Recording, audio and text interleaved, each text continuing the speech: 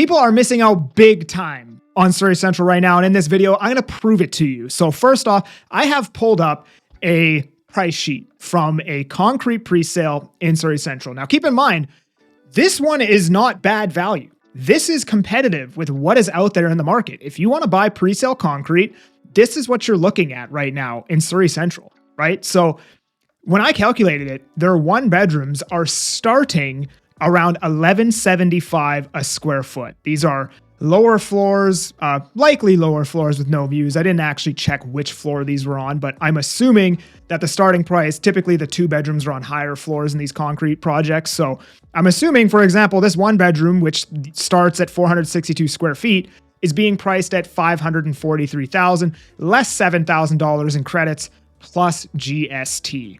Now, what can you actually get in Surrey Central? I have been eyeing this unit for months. I've sent it out in the newsletter. I've texted it to clients. Finally today, I managed to book a showing with somebody who's likely going to write an offer on it because I just don't know how you're going to lose on a unit like this. And this is what is out there right now in Surrey Central. So you are looking at a one-bedroom condo with parking, underground parking, and storage, 534 square feet, built in 2018, and this is priced at $465,000. Now, did I forget to mention that it's also located on the 32nd floor with amazing views? And the way pre-sales are priced is the price typically goes up as you go up in floors, and it can go up anywhere from like $2,500 per floor all the way up to 10 grand per floor. So if a unit is 500 grand on the, let's just say, second floor, that unit on the 30th floor might be 28 times 5, whatever that is, an extra 150 grand for the same unit on the 30th floor, right?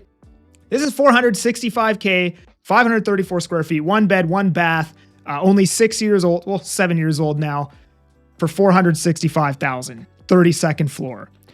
If you were to buy this unit pre-sale, look at these prices, pre-sale, this unit, I'm guessing if this 462 is on a lower floor for $542,000, you would probably be looking at $670,000 plus GST for this unit.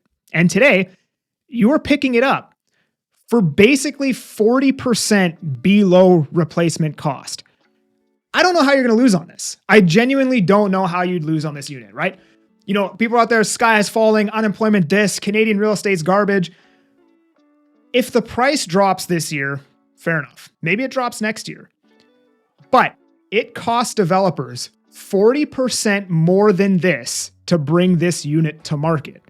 So if pre-sales aren't getting the absorption that they need to actually launch and build out those projects, developers just stop launching. They stop building.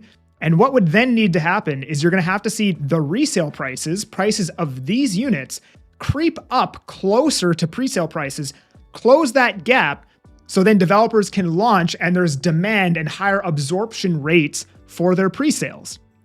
So when you're buying a unit 40% below the replacement cost. Now let's also talk about who built this specific unit. This unit is located in the Civic Plaza. This is a luxury unit. This is the same developer who built the Shangri-La in Vancouver, the same developer who built the Fairmont. I just went and checked out this unit today. Meticulously kept, luxury finishes, tons of cabinet space, higher than normal ceilings. The views are impeccable. This is a 10 out of 10 A-grade unit. You're picking these up for $465K when they pre-sale for $670,000, $650,000 plus GST. I just don't see a world where 5 years down the road, 6 years down the road, you're somehow losing money on this. The prices of resale will have to creep up. Like people say, okay, well, you know, maybe land cost comes down. Well, land cost is, I believe it's about 30% of the cost of a project, right?